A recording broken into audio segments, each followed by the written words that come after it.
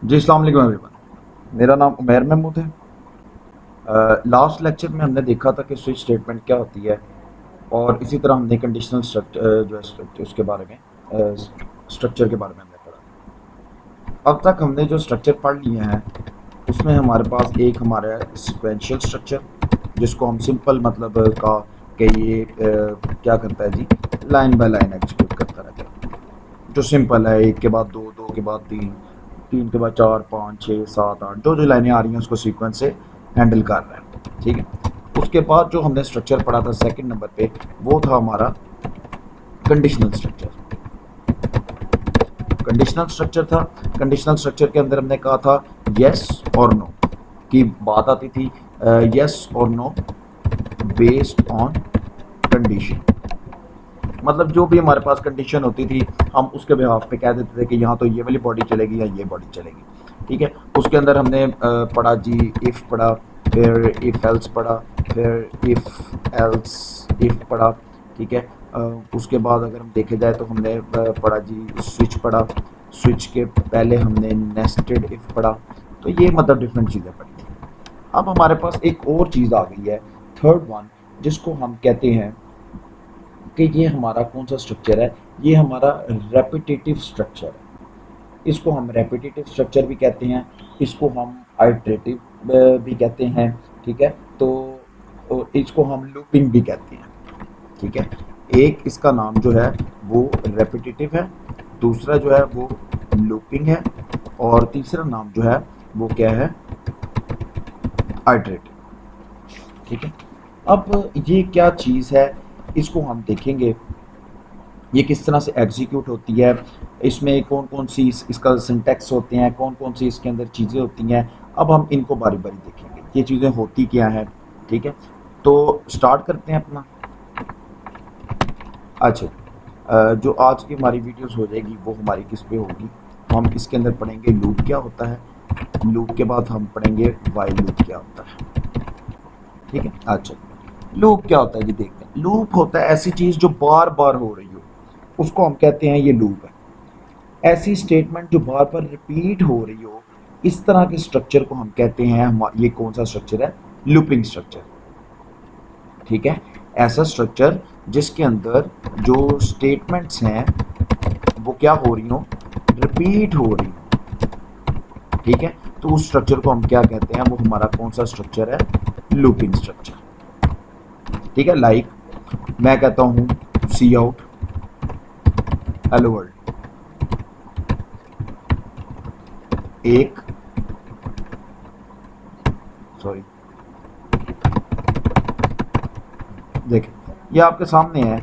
मैं चाहता हूँ कि हेलो वर्ल्ड जो है वो 5 दफ़ा प्रिंट हो। चले इसको मैं 5 दफ़ा कर लेता हूँ, 1 2 3, आई थिंक ये हो गया 5 ठीक है। मैं चाहता हूँ हेलो वर्ल्ड जो है 5 दफ़ा प्रिंट हो, तो मुझे क्या करना पड़ेगा, 5 दफ़ा सी आउट लिखना पड़ेगा और 5 दफ़ा हेलो वर्ल्ड लिखना पड़ेगा। ठीक है। अगर मैं इसके अंदर लेके जाऊँ इसे तो ये लाइक दिस। ठीक है। इस तरह से मुझे 5 दफ़ा सी आउट लिखना पड़ेगा अगर मुझे 5 दफ़ा हेलो वर्ल्ड चाहिए। या एक और एग्जांपल, अगर मैंने 1 से लेके 100 तक काउंटिंग प्रिंट करवानी है, ठीक है, फिर भी मुझे 100 दफ़ा सी आउट लिखना पड़ेगा। ठीक है। तो ये क्या चीज़ें हैं, ये वो स्टेटमेंट्स हैं जो बार बार रिपीट हो रही हैं। ठीक है।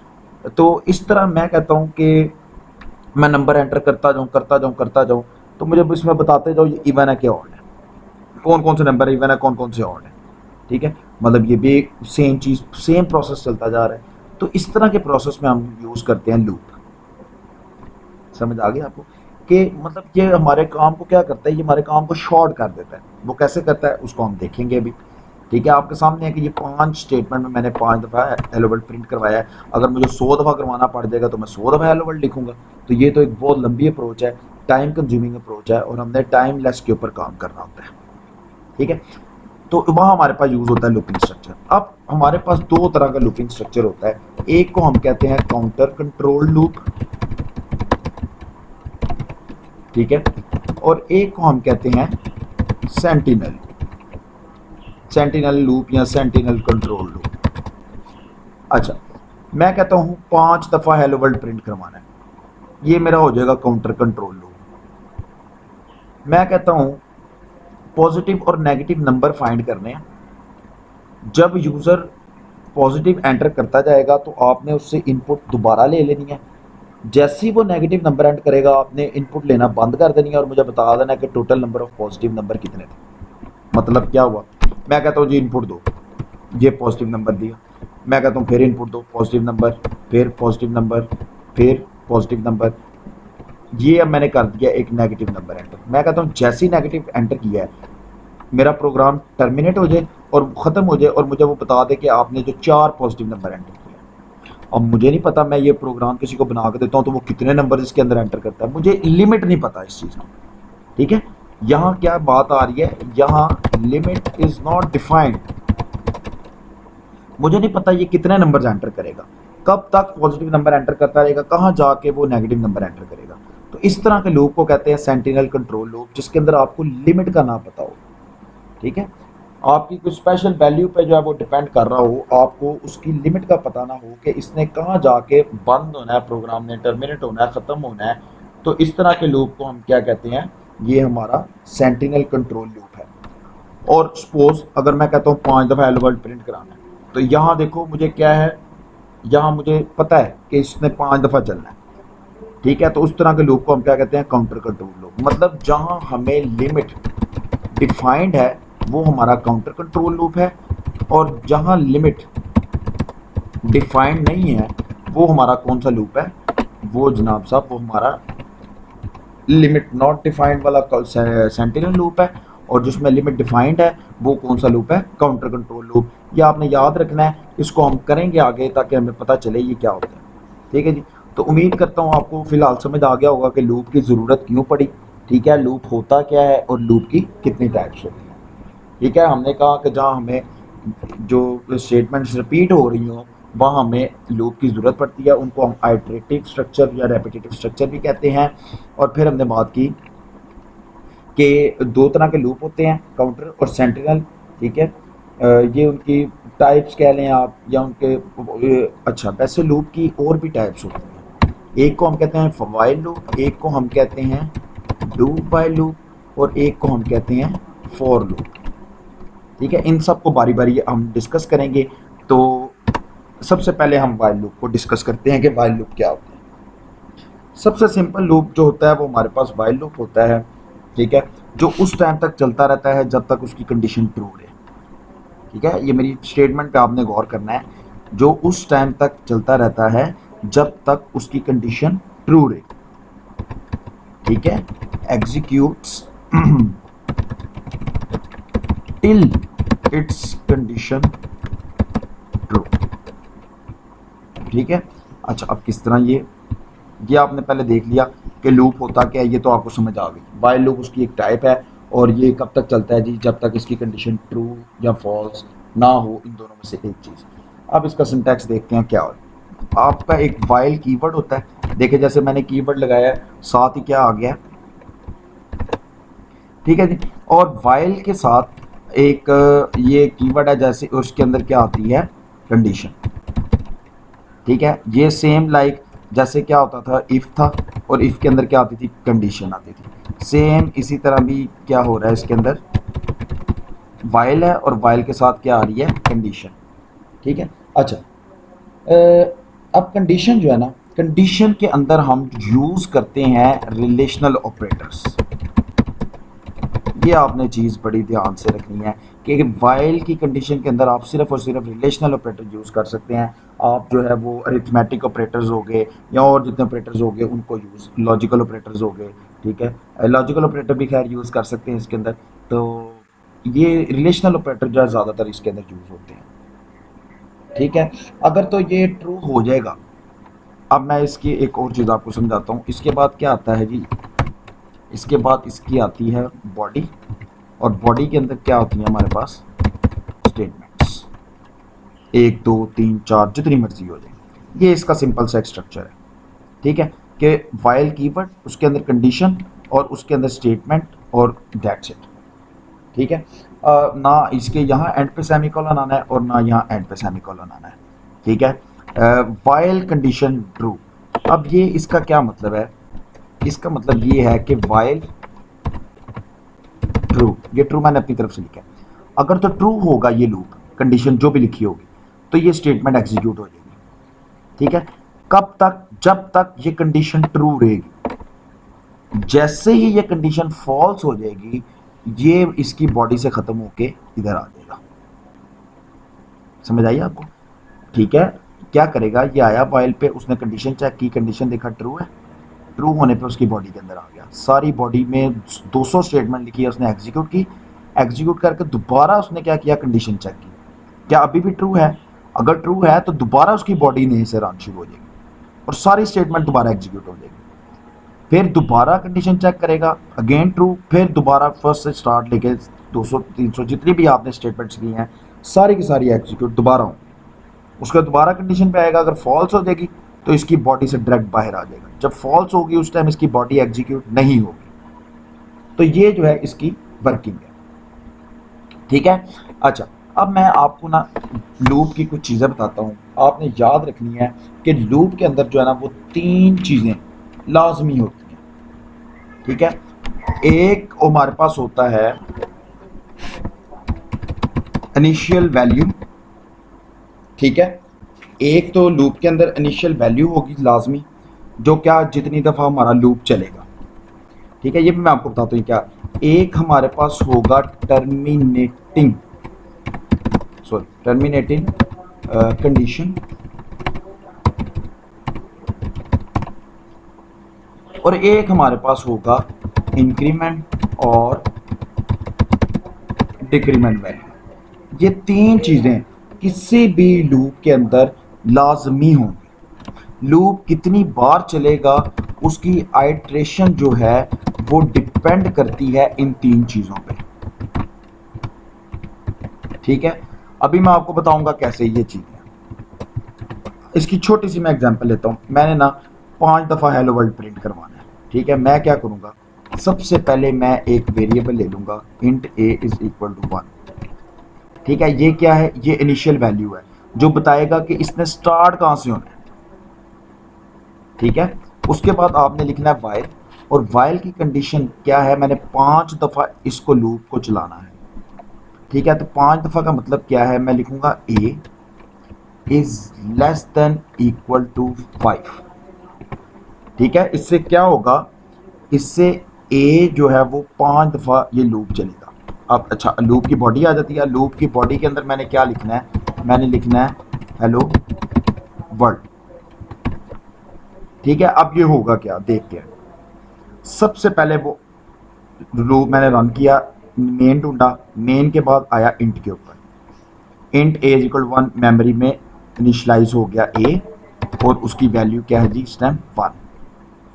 उसके बाद वाइल पे आया, उसने देखा while a is less than 5, a की वैल्यू है 1, 1 is less than equal to 5। तो मुझे बताएं क्या ये कंडीशन ट्रू है? हाँ जी, ये ट्रू है। तो अगर ट्रू है तो हमने क्या बात की थी, ट्रू होने पे वाइल की बॉडी रन हो जाएगी, और वाइल की बॉडी में क्या लिखा हुआ है, हेलो वर्ल्ड। ठीक है, तो मेरी स्क्रीन पे क्या प्रिंट हो जाएगा, हेलो वर्ल्ड प्रिंट हो जाएगा। एक दफ़ा प्रिंट हो गया। अब दोबारा इस पे आया a is less than 5, a की वैल्यू क्या है 1, 1 is less than 5, again true, hello world फिर प्रिंट हो जाएगा सेकंड टाइम। फिर जाएगा, फिर ट्रू है, फिर ट्रू है, ये तो चलता जाएगा क्योंकि a की वैल्यू 1 पे स्टिल खड़ी हुई है और कंडीशन ट्रू हुई जा रही है। तो देखें, अब ये मैंने कहा था आपको कि आइट्रेशन इन 3 चीज़ों पे लाजमी डिपेंड करती है। सबसे पहले इनिशियल वैल्यू कि लूप ने स्टार्ट कहाँ से होना है, ये मैंने दी हुई है।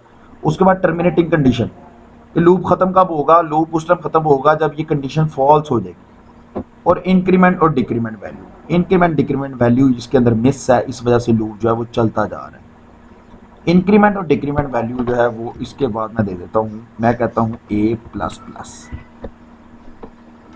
ठीक है, इंक्रीमेंट डिक्रीमेंट वैल्यू वाइल जो है ना, वाइल लूप के अंदर उसकी बॉडी के अंदर जो है ना वो आता है ये इंक्रीमेंट और डिक्रीमेंट।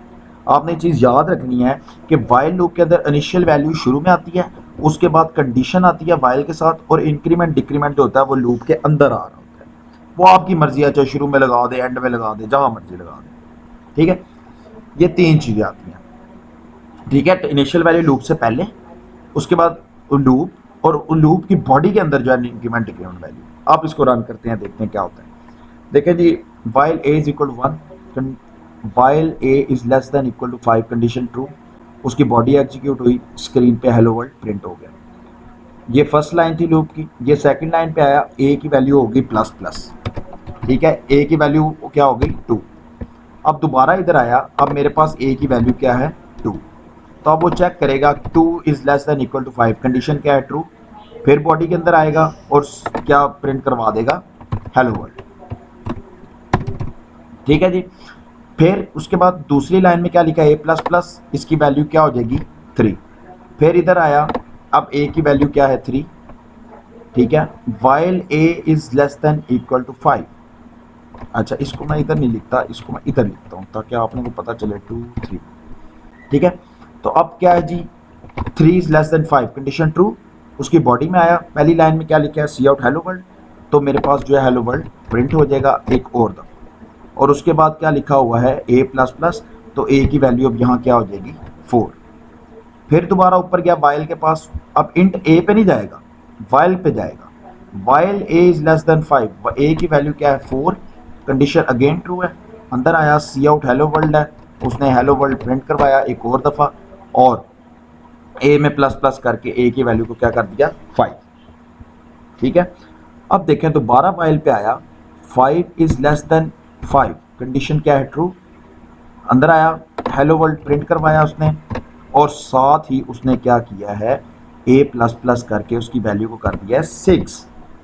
अब दोबारा वाइल पे गया, उसने देखा ए की वैल्यू क्या है मेरे पास 6, 6 is less than equal to 5, condition क्या हो गई है जी, कंडीशन हो गई है फॉल्स। तो जब फॉल्स होगा तो इस लूप की बॉडी से बाहर निकल के वो इधर आ जाएगा, ठीक है। यहाँ मैं आपको लिख भी देता हूँ ताकि आप लोगों को पता चल जाए, लूप टर्मिनेट, ठीक है जी, बैकस्लैश एन चूज कर लेते हैं इसके अंदर, समझ आ गई आपको। तो अब देखिए मैंने दिखाया आपको किस तरह से इन तीन चीज़ों ने मिलके कौन कौन सी, इनिशियल वैल्यू, टर्मिनेटिंग कंडीशन और इंक्रीमेंट डिक्रीमेंट वैल्यू, किस तरह से मिल के इसने लूप को रन किया है। आप इसको 5 दफ़ा हेलो वर्ल्ड प्रिंट करवाना है, आप इसको 100 रख सकते हैं, और इसको क्या कर सकते हैं, इसको आप कह लें 105 कर लें, ठीक है, 5 दफ़ा चलाना है ना, और ये प्लस प्लस कर लें। अगर आप कहते हैं आपने इसको करना है 500, तो ये तो बहुत दफ़ा चल जाएगा, आपने 5 दफ़ा प्रिंट करवाना है, तो आप यहाँ क्या लिख दें, ए प्लस 100, ठीक है, पहली दफ़ा आया 100, दूसरी दफ़ा आया 200, फिर तीसरी दफ़ा आया 300, 400, 500, तो ये आप पे डिपेंड करता है कि आप यहाँ किस तरह से इसको हैंडल करते हैं, ठीक है। तो ये मल्टीपल चीज़ें होती हैं हैंडल करने के लिए। तो अब मैं आपको इसको रन करवा के दिखाता हूँ, देखते हैं क्या होता है इसके अंदर।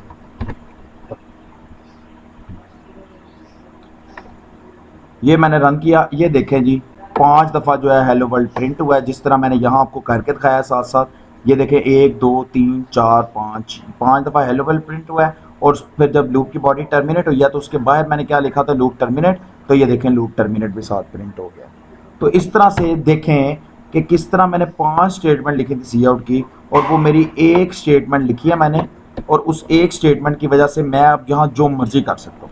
मैंने अगर 100 दफ़ा हेलो वर्ल्ड प्रिंट करवाना है, या मैंने चले मैं 50 दफ़ा हेलो वर्ल्ड प्रिंट करवाना है, ठीक है, तो मुझे 50 स्टेटमेंट नहीं लिखनी पड़ी। मैंने सिंपल क्या किया, मैंने इधर वैल्यू चेंज किया, और ये देखें मेरे पास 50 दफ़ा हेलो वर्ल्ड प्रिंट हो गया, देख रहे हैं आप, ठीक है। तो ये देखिए मैंने बजाय 50 दफ़ा स्टेटमेंट लिखने के मेरा काम कितना सिंपल हो, तो आप देख सकते हैं कि किस तरह से ये इजी हो गया। कहाँ मैं 50 दफ़ा स्टेटमेंट्स को लिख रहा था, तो कहाँ जो है वो एक लाइन के ऊपर बात आ गई है।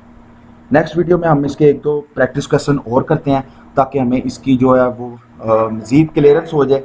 तो उम्मीद करता हूँ आपको समझ आ गया होगा लूप क्या है, क्यों ज़रूरत पड़ी, लूप की क्या क्या कंडीशंस होती हैं, कितनी टाइप्स होती हैं, क्या चीज़ उसकी आइट्रेशन के लिए मस्ट होता है, ठीक है। वाइल लूप देखा, क्या सिंटैक्स क्या होता है इसका, किस तरह से ये वर्किंग करता है वो भी हमने देखा, ठीक है, ड्राई रन करके देखा है। तो उम्मीद करता हूँ आपको समझ आ गई होगी। काइंडली चैनल को सब्सक्राइब कर लें, वीडियो को लाइक करें, शेयर भी करें, और नेक्स्ट वीडियो में हम इसके प्रैक्टिस क्वेश्चन करते हैं। Thank you, take care.